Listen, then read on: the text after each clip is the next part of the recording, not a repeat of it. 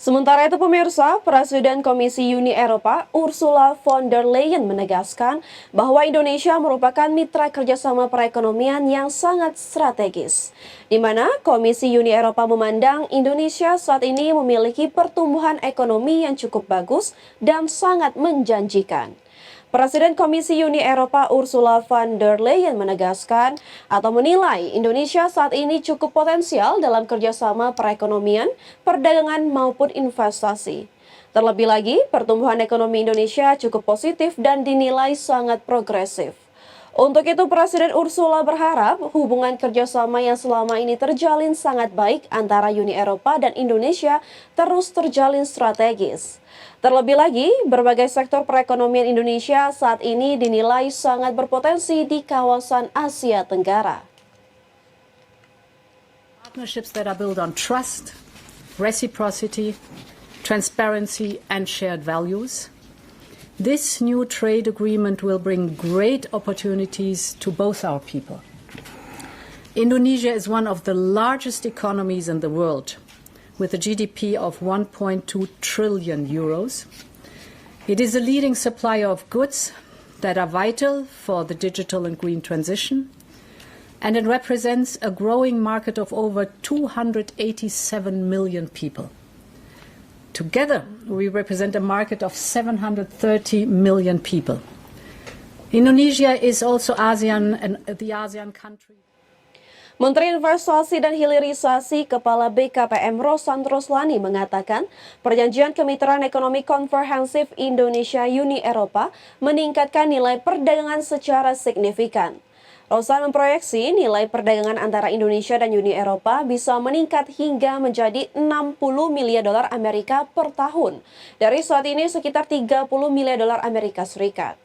Rosan menjelaskan kemitraan Indonesia-Uni Eropa menjadi pasar yang besar karena menggabungkan populasi kedua kawasan dengan populasi lebih dari 700 juta jiwa. Adapun hingga saat ini nilai perdagangan Indonesia dan Uni Eropa mencapai 30,1 miliar dolar Amerika Serikat pada 2024 dengan nilai ekspor dari Indonesia mencapai 17,5 miliar dolar Amerika. Atau European Indonesia Comprehensive Economic Partnership Agreement sudah disepakati semua poin-poinnya keseluruhan, dan rencananya tadi sudah ada joint statement bersama dengan EU Commission juga, dan rencananya tentunya ini bisa segera ditandatangani, dealnya itu dalam waktu bulan September, kemudian diratifikasi paling lama pokoknya secepatnya. Uni Eropa akan menjadi alternatif pasar baru bagi produk-produk Indonesia. Saat ini nilai impor Eropa di dunia mencapai 6,6 triliun dolar Amerika Serikat. Lebih tinggi bila dibandingkan dengan Amerika Serikat yang hanya 3,3 triliun rupiah. Menteri Koordinator Bidang Perekonomian Erlangga Hartarto menegaskan, komitmen Indonesia European Union Comprehensive Economic Partnership Agreement atau EU-SEPA akan menjadi milestone baru di tengah situasi ketidakpastian global. Kesepakatan melalui EU-SEPA diyakini akan menjadi tonggak penting dalam meningkatkan perdagangan dan investasi bilateral yang saling menguntungkan. Untuk itu, Uni Eropa dan Indonesia sepakat untuk segera menyelesaikan perundingan EU-SEPA yang ditargetkan akan dilakukan pada kuartal 3 2025 di Jakarta. Erlangga menekankan jika EU-SEPA ditandatangani, maka produk Indonesia dapat masuk ke pasar Eropa dengan tarif hingga 0%.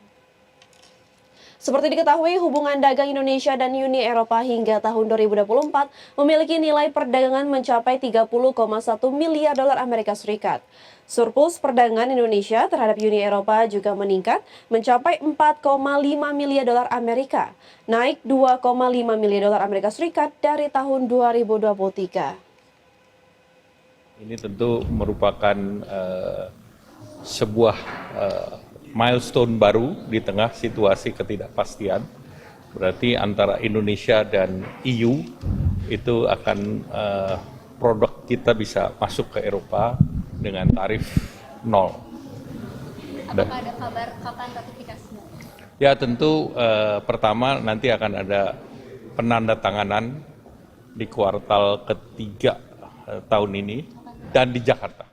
Pemirsa, Jakarta Fair Kemayoran 2025 pada Minggu malam tercatat 5,9 juta orang berkunjung ke JFK 2025 yang digelar sejak 19 Juni 2025 dengan nilai transaksi mencapai 7,3 triliun rupiah. Wakil Gubernur Jakarta Rano Karno resmi menutup Jakarta Fair Kemayoran 2025 pada Minggu malam. Sebanyak 5,9 juta orang tercatat berkunjung ke JFK 2025 yang digelar sejak 19 Juni 2025 dengan nilai transaksi mencapai 7,3 triliun rupiah.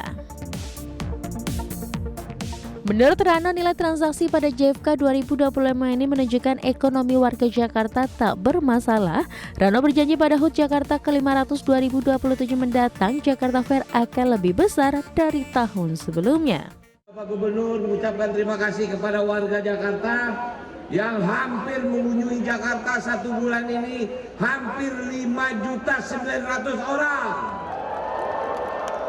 Dan memberikan melebihi target hampir 7,6 triliun. Ini menandakan bahwa masyarakat Jakarta mantap, tidak ada masalah dengan ekonomi. Sekali lagi, saya bersama seluruh keluarga besar Pemprov DKI mengucapkan terima kasih. Ya, dengan Pesta Kembang Api memeriahkan penghujung gelaran Jakarta Fair 2025.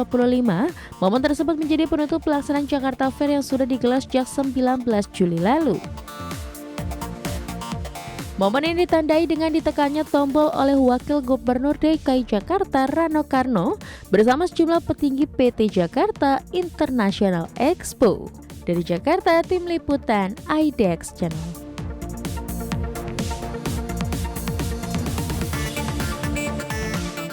Jakarta Fair Kemayoran 2025 resmi ditutup pada Minggu malam. Nilai transaksi JFK 2025 tercatat mencapai 7,3 triliun rupiah.